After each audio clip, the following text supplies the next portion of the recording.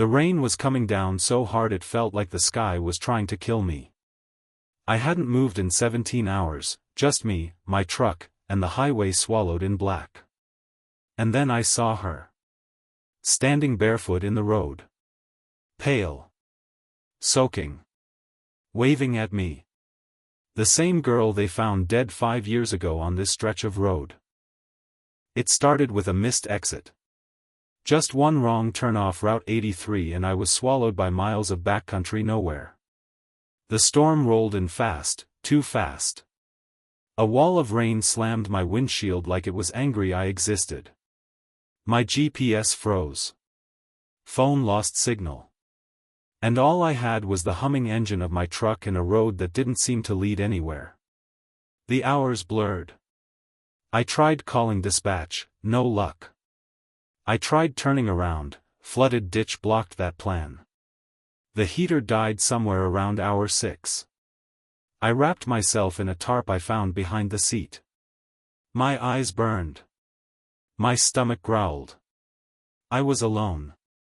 Absolutely alone. Or so I thought. Around hour 17, I noticed movement up ahead. A figure. At first, I thought I was hallucinating, lack of sleep and all. But no, she was real, or at least she looked real. A girl, maybe 16, wearing a soaked white hoodie, standing in the middle of the road, waving at me like she'd been waiting hours. I opened the door, my boots sinking into the wet gravel. "Hey!" I shouted. "You all right?" She didn't answer. Just stood there. Waving. Not panicked. Not scared. Calm. I walked toward her, heart racing. But as I reached her, she was gone. No footprints. No splash. Just, gone.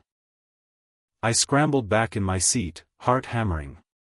I wiped the frost from the window with my sleeve and looked again. She was gone. Gone. I opened the door and stepped out into the storm. The snow slapped my face like guilt. I yelled her name into the wind. Nothing. Just that hollow kind of silence you feel more than hear. I was losing it. No sleep. Freezing cold. Maybe my mind was playing tricks. But when I got back in the cab, her scarf was on the passenger seat. I stared at it like it was poison.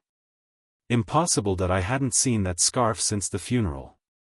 My hands trembled as I picked it up. It was warm. And that's when the voice came. Soft. From the back seat. "Daddy, why didn't you come with me?" I spun around. Empty. The door was still locked. But her voice lingered, like fog on a mirror. I slammed my fists on the dashboard. "Why are you here?" I shouted. "What do you want from me?" Then, silence. Until my truck's radio sparked to life on its own. The song playing? Chloe's favorite. "You Are My Sunshine." At dawn, the storm broke like a spell. Sunlight filtered through the windshield, weak but golden. I stepped out, my boots crunching fresh snow. There were no tire tracks. No signs of life. But in the distance, smoke. A chimney. I walked for what felt like an hour until I reached it, a small cabin, half buried in white. An old woman answered the door. Her eyes widened when she saw the scarf in my hand. "You saw her, didn't you?" she whispered. I nodded, barely breathing. "My daughter. Chloe." The woman's hands trembled as she poured me tea. "You're not the first.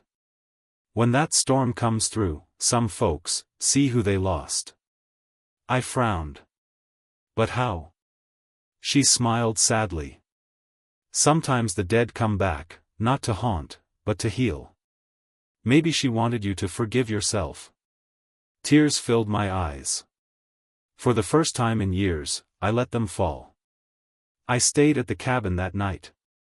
No electricity. Just firelight. I dreamed of Chloe, not dead, not gone, but laughing, twirling in the snow. At peace. When I woke, the scarf was gone.